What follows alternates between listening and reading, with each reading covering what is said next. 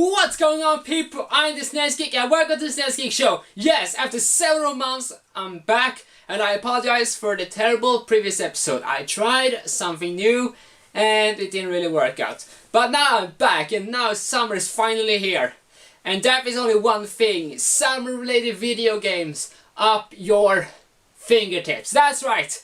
In this upcoming episodes we're gonna talk about summer related games. Sports games, fishing games, yeah, whatever, anything, any sort of game related to summer. But naturally, with golf, there's golf video games, and that is not a genre of games that's actually made a great impact. And the game we're gonna take a look at, is Prostroke Golf for the PlayStation 2. I found this at a game store and paid $5 for it. And since it's a sport game, it's pretty damn cheap. But does cheap means good? Let's find out. Do you know what the best kinds of games are? Those that doesn't even have an opening video. No, unlike other sports games at the time, this game doesn't even have any sort of opening with like music. It just is a loading screen. A loading screen that takes a while to load. And then you are at the main menu. And looking at this main menu, it's damn bare bones, seriously. It's like the text type is Comic Sans. And the background is just blue. The interface is just boring. What isn't that bad on paper is the fact that you can create your very own character. You can choose either from what your preset models, or you can choose to build your own character. You cannot create your kind of characters like you can create a me. Now, because I don't really care too much, I decided to just name myself Clubby, and then I just went for the most generic first design you could see. So enough about the menus and the startup, let's talk about the actual gameplay. Okay, so golf don't really need an explanation. You know what it does, you know what it is. However, this game actually does feature some pretty interesting things. For once, it has a kick-ass tune. Secondly, it has commentators, pro commentators I might add. And you know, for a golf game it actually does try something different than the usual golfing things we're used to in other games. Like for instance, so after you have set everything up, you're beginning the first hole, and this introduces something pretty neat about this level. Just listening to this music.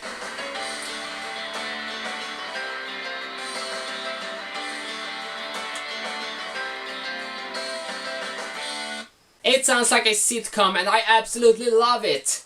And there's actually a few other things I really enjoy about this game. The commentators. Yeah, sure, may not be my favorite thing, but it actually features commentary from actual golf commentators. It's actually pretty cool when you think about it. There was an actual time and effort put into this. And the golf gameplay itself is pretty innovative and interesting.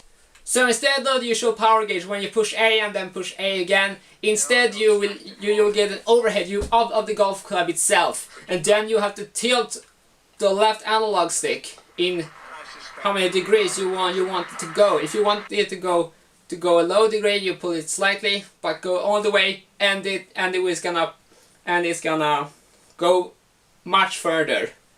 However, that's actually kind of flawed. If your analog stick on your PS2 controller is a bit broken, then don't play this game with this. It requires real precise movement. However, while it is a nice idea on paper, it doesn't actually work that well in practice. So before each hole starts, you will get a percentage for how hard you should push this stick. However, you actually have to push the square button to stop it, and while that is nice in practice, it's actually kind of hard to actually keep track of how many degrees you're pushing it. You have to essentially push it very slightly and then straight on it for the club to go all the way. But there should have been like a stop button or something to actually let you lock in this percentage and then go. But also, you can't actually see the percentage on your screen. You have to see it during the preview, you know, to see how many percentage there is left that you should push. Yeah, it actually would be better if they just made the percentage more apparent and much easier to navigate to. But at least they tried.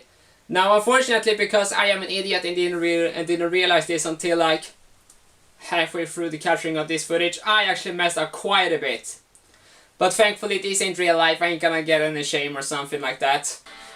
So yeah, you might be thinking, is that everything to this game? Yes, there is. There isn't really much to talk about this game other than these interesting ideas. But it's actually a pretty enjoyable game. If you enjoy golf games, then you will have no problem liking this game. But also, that freaking sitcom intro is really nailing it for me. I actually really like that opening. But yes, that was everything about Prostroke Golf. I know this wasn't really that much to talk about, but then again, it's a golfing game, and there's not really that much to talk about. Well, okay, the graphics, they're decent for the time, a bit less detailed, but even so, it's PlayStation 2. It didn't really have the capabilities of looking like a PS3 or Xbox 360 game.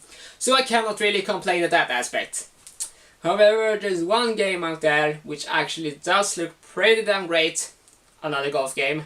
And maybe I will talk about that in the future, but for the moment I'm just gonna leave this game as well as this review. So thank you guys for watching so much, and I promise you there'll be new content up during the summer, which is finally here. So thank you guys for watching, see you next time, bye!